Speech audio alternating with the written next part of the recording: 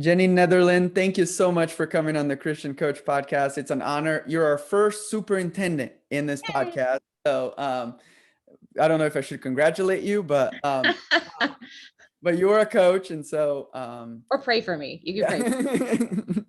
but our first question is always, what does it mean to you to be a Christian coach? But for you, I can change it to, what does it mean to you to be a Christian superintendent?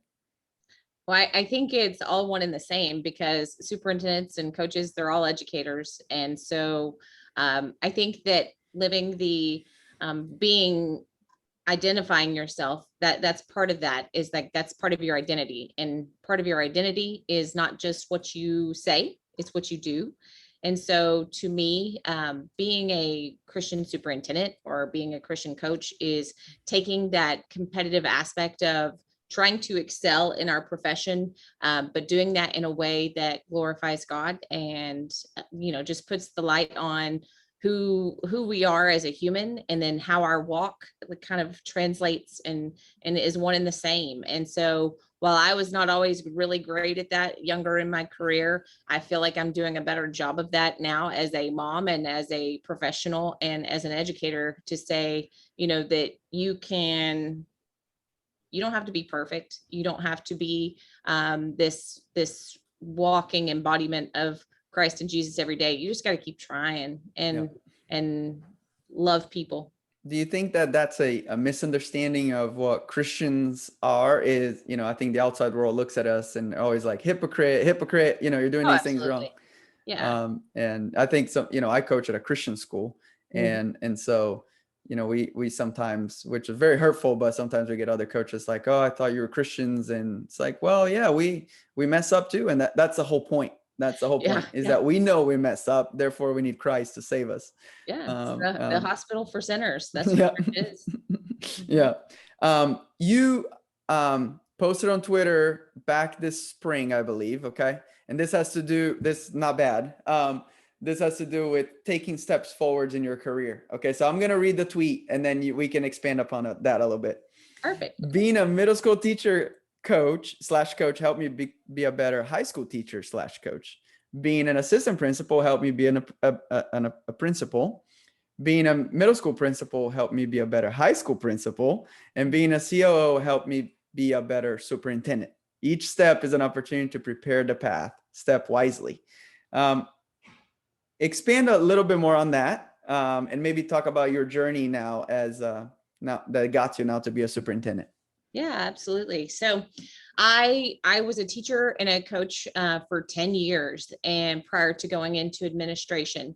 And so I feel like that was such a blessing. And I do strongly feel like coaches are the best administrators, because they have dealt with a lot of situations that are conflict and high stress and those types of things. And so, and quite honestly, if you are in a position as an administrator to do good work and change work, right, you're going to have to upset some people. And so, we talk about in John all the time, in John 15, they talk about how you are persecuted as an administrator, and as a coach, you are as well. And so those two things kind of go hand in hand. So I feel like that was the path preparation all along. And when I got my first assistant principal position, then I quickly was able to go through the ranks and rise up. And each position, though, has held the steadfast belief that, I don't necessarily know what was next. I did not know that I wanted to be a superintendent. Actually, I was I was a middle school principal in a large district. And the superintendency seems very, very far off at that particular point. Like it's just too far off. And so when we had brought in some local churches, and we allowed the local churches to have student group meetings, because the kids had requested it. And so the local churches were in the mix with our kids. And one of the youth workers in Midland at Stonegate, he comes up and he said, his name is Dustin. And he said, "So when are you going to be a superintendent?" And I just look at him and I'm like, "What are you talking about?" And so I said, I'm not gonna, I said, you're very sweet, but I have no plans of being a superintendent. Really, I just want to be a high school principal. Yeah. And so he said, nope, you're going to be a superintendent. And I said, I hadn't started anything. There was no path. There was nothing. Right. Yeah. And so, but he planted a seed in my head. And then I became a high school principal. God prepared the path for us to, my family was transitioning out to the hill country in Texas. And so we were transitioning and finding where we were going to be out there and where we could do his work. And so then I'm in that position, and there's a lot of things that were happening. And my direct supervisor, my superintendent, he just said, you know, if you want to do some of these things, then you're going to have to be a superintendent. And so I said, okay. And I signed up the next day. It's kind of crazy. Okay. And so then we, you know, I got into the role, and I was loving it. And I felt very called. And there was a lot of things that experiences and opportunities that I had. And then I was told that if you really want to be a superintendent as a female, you have to go into central office. And I said, okay, you know, that's one of those things that you can either get mad and frustrated about that, or you can say, okay, then what do I need to do? And so I kind of reflected on what job could help me. I've done curriculum instruction. I've been a coach, and I've done all these things. Like, what have I not done? And I thought, well, the maintenance and operations side. And so an opportunity came up in Salado and to be the operations officer. And so I started working with transportation and construction and operations and all of those things. And I learned so much, right? But I was a fish out of water, and it was an uncomfortable and job in the sense of, you know, I had worked for great people, but I mean, I did not know as much as I needed to know. I had a leadership skill set, but I didn't know. I mean, it was just one of those things. I was like, and I got really close to God in this time period because I felt so inept. And he kept telling me, I'm preparing your path. I'm preparing your path. And so I finally just got to the point where I said, you know, I need you to work through me and work for me. And then he prepared and opened the floodgates. And so it's been an amazing experience. And now as a superintendent, a lot of the things that I learned in that role are helping me today. Yeah. What was, because probably the first big jump is going from individual contributor of teacher / coach to being an assistant principal. That's a big change there, right? In just communication with personal students, as well as now you're in charge of many more adults, right? What was going through your life and maybe in your faith story that made you want to make that first jump? Well, I always felt called to leadership. I mean, I think God gives everybody specific strengths. And so I did feel very called, and I was in the program, and I talked about this in another podcast, but my very first, like when I was ready and I had just finished up my master's, I was living in a town that was on an oil boom, Midland, right? And so rent prices went from one thing to another. And I had, because I still owned a home where I had been coaching. And so I was having to rent, and the rent went from like $900 to like 2,000. And you just had to like make it work. Well, teacher salaries can't afford that.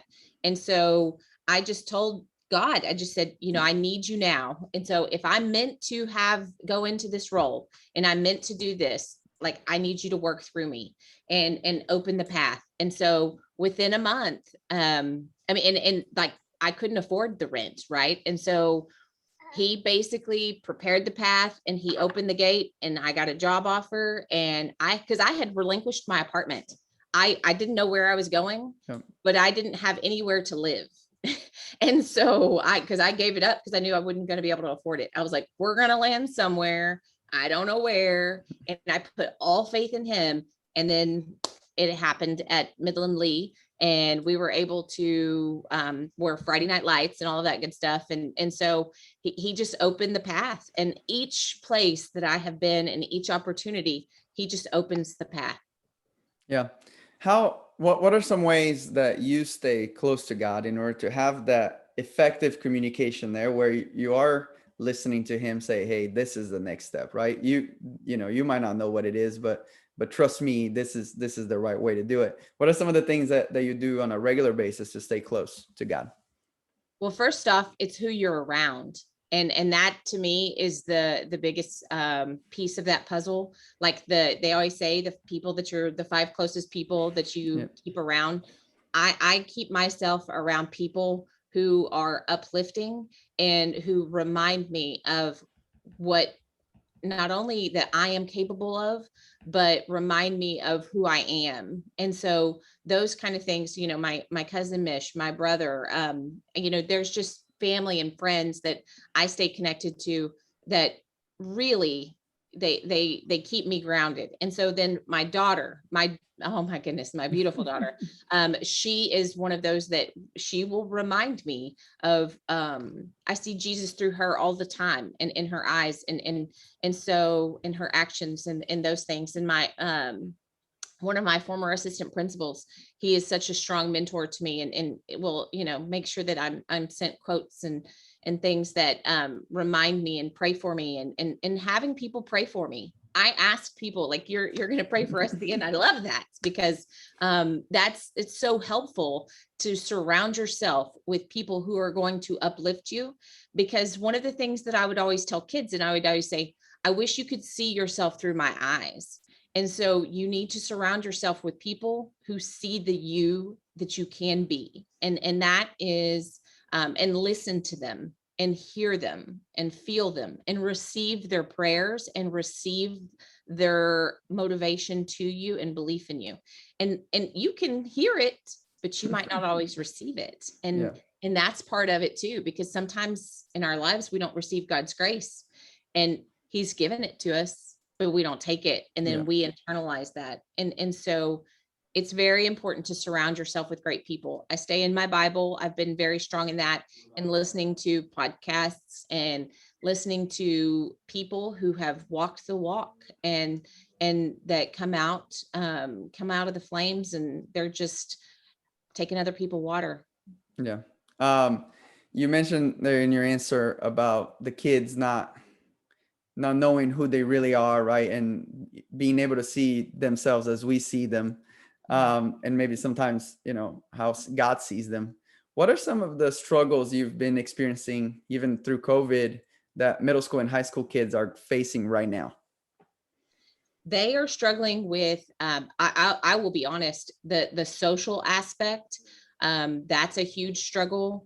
I mean, I know everybody talks about learning gaps, and the learning gaps are going to happen, and we're going to have to work through those and all of those things. But we denied kids the opportunity to be together and be social. And so again, they go into more of the introverted, where they don't interact as much. And we moved from Llano to Salado during that time, and during COVID, and my daughter experienced that. She was a super extrovert, outgoing all of the time, and then went to a place where she wasn't seen, didn't have friends, and was new. And so those types of things, when we separate kids, and we're all meant to belong together, right? And that's the goal, is for us to walk together and be together and be a community. And when you take a community and then you separate it, and then people become unfortunately, they just become about what they themselves need and their world and those types of things. And we've created that environment for kids to be protecting themselves. And so that's beautiful. We want them to stay safe, but we also need them to see that we are all one big community, and we are not individuals. We are one world. And we removed that, and that's a struggle. We're going to have to fix that. How do you think being a former coach, how do you think coaches can actively help students in that area now that things are going back to a little bit more normal and sports, basically you're with people, you're forced to be around people, but how can coaches really foster that environment of reconnection? Yeah. So, and that's the same for coaches, for teachers, for everybody, is just make kids collaborate. Like, okay, I say make, but facilitate opportunities for collaboration. I know that coaches and that's one of the best things, is that we still were able to have a lot of sports, Yeah. especially in Texas. I'm Yeah. so thankful for UIL and all that they did for our students and our staffs, to be able to have sports and be able to function. Because I feel like had we lost that, we would have lost a lot more kids, and the mental capacity, the mental struggles and the mental health that would have been, because you take away somebody's identity. Yeah. Because kids are athletes, and when Yeah. they've been playing from the time that they were little, you rob them of what they identify as. That is trauma. I'll just Yeah. say that. And so thankfully we were able to have that. And so coaches can take this opportunity to just remind them that we are a community, that we are family, that we are teams, we are a school. And this is one of the things that I talked about recently with ours, is that we're one, we belong together. And so when you create that sense of belonging, you are taking care of people at the most basic level of human nature. You are creating a place, a safe space for them to belong. And when they are part of a team, they belong. Yeah. And then just continuously getting kids out to participate, providing them opportunities to be together and just have that teamwork. Yeah. Well, as you know, this is a sporting coaches podcast. So let's talk a little bit about sports. How did you get into sports? And then what made you want to become a coach later? Yeah. So I'm so competitive. And so like, that's both the most like wonderful thing that God gave me. And Yeah. then the thing that he has to remind me to get in check very frequently. Right. And so I compete with my daughter on the drop-off line at school. I was like, let's beat the car in front of us. that's right. I like it. That's what I'm talking about. See, right there. I got it.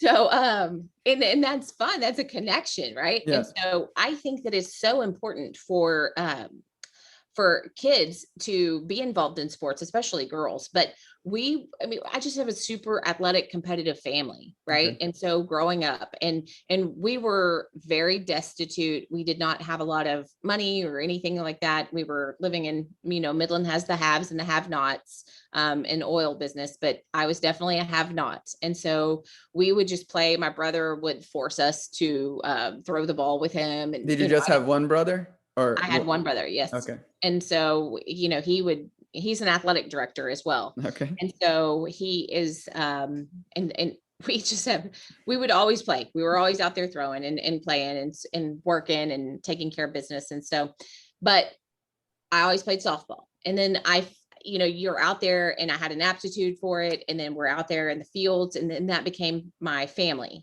away from my family and my friends and the closest girlfriends that I had growing up. We all played, and it was a really, really fun and special time in my life. And so that I had Coach Woodard, actually the Texas State University head softball coach, was my head coach in high school. Wow. And she's been there, that'll age me because she's been at Texas State for a while. But she was so inspiring to me that she really made me want to be a coach. And so, and I talked about it, like I was an average player, but she pulled so much out of me and gave me so much belief in myself, that she instilled so much into me as a leader and as a player. And I just thought, I want to do that for people. I want that to be something that I can say, hey, this is what you're capable of. And it's just a beautiful thing when it works. And so I wanted to be a coach, and that's where I got into it. And I just love sports. And I help school districts now find their athletic directors, because I feel like that's such an important part of it as well. That you can create a wonderful, good school system when you have strong athletics and we work hand in hand. Yeah. How important, and that was that was the only question I wrote down actually, was how important is it for coaches to understand the role of a superintendent when it comes to athletics?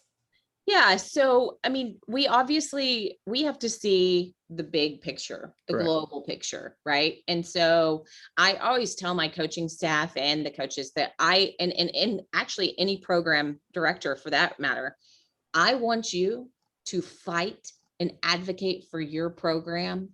And because if no one else does, it should be you, right? Yep, that's true. And so you need to be like full on.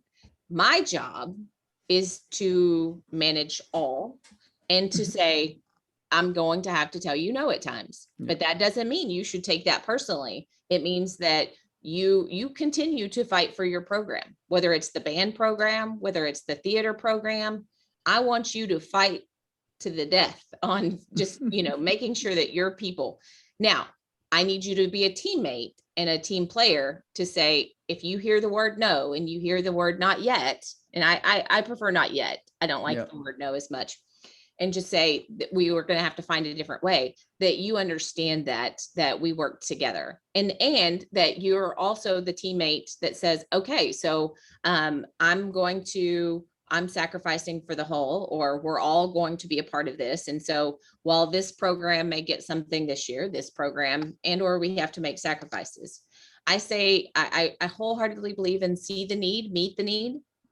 And so if you see that we are in, as the athletic director or the head football coach or a baseball coach, if you see that we are really short on subs, that you step up and say, how can I help? And then, what can we as our team do to make sure that the whole is not having to be harmed by our program, and those types of things. And that's a culture that we create on our campus, because it only comes when you have really good teammates. Yeah.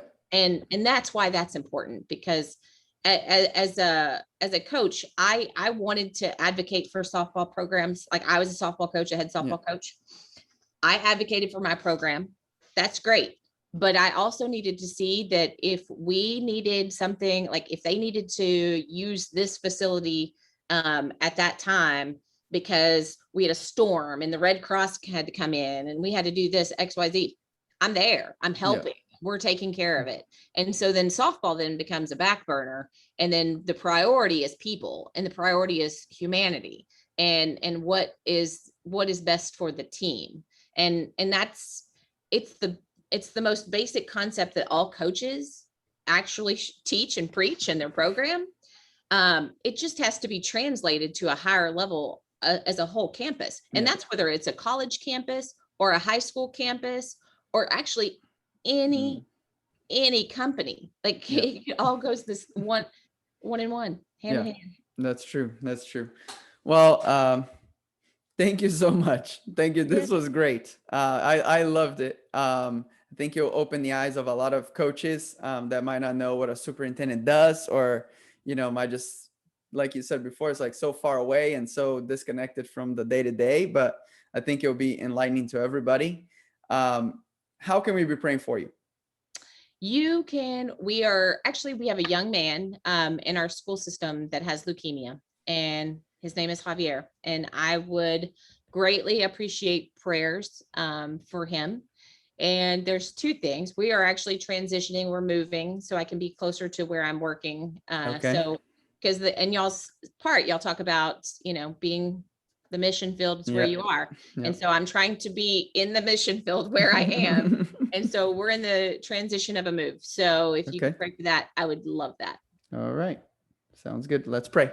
Okay. Thank you. Dear Jesus, thank you for this day that you've made, Lord, that you've created. Lord, nothing that happens today is by chance. You're the big orchestrator of our lives, Lord, and you weave them all together, these stories, so that we can later boast on you.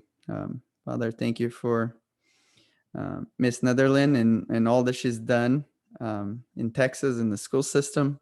Lord, I pray that as she moves now to a little closer to where she works, Lord, that it will be a smooth transition for her and her family. That the new place that she moves into will be filled with your presence, and everyone that she comes in contact with will feel that, Lord. Also like to lift up Javier, that as he's deals with leukemia, that you comfort him, comfort his family, that you guide the doctors in charge, and that we know that you're a healing God and that you have the power to heal him if it's your will. In your name I pray. Amen. Amen. My last question is, you mentioned the Texas State coach used to coach you in high school, and that impacted you wanting to become a coach. What are some of the practical things that she was doing on a regular basis that made that impact on you? So, it would be, I think it was the encouragement, right? And she's actually very sarcastic. So that's the funny part about the fact that it's encouraging, but she would just really just kind of talk to us as a relational piece. And she would, be also very straightforward, but just show interest in everything that we were doing. Right. And then show interest in our family. And then she would just kind of basically talk to us as people and as humans, and which is crazy, is at the high school level sometimes that didn't always happen. Yeah. And so that they didn't really bother to get to know us. And so and she would just really, and then she showcased the servant leadership. So I'll give you an example. She would take us we had to work a pecan farm, right? And that was one of our fundraisers. We were out all day picking up pecans and from this pecan farm. And I thought, and really, I think there were so many lessons in it. And she and her family actually were there picking it up with us.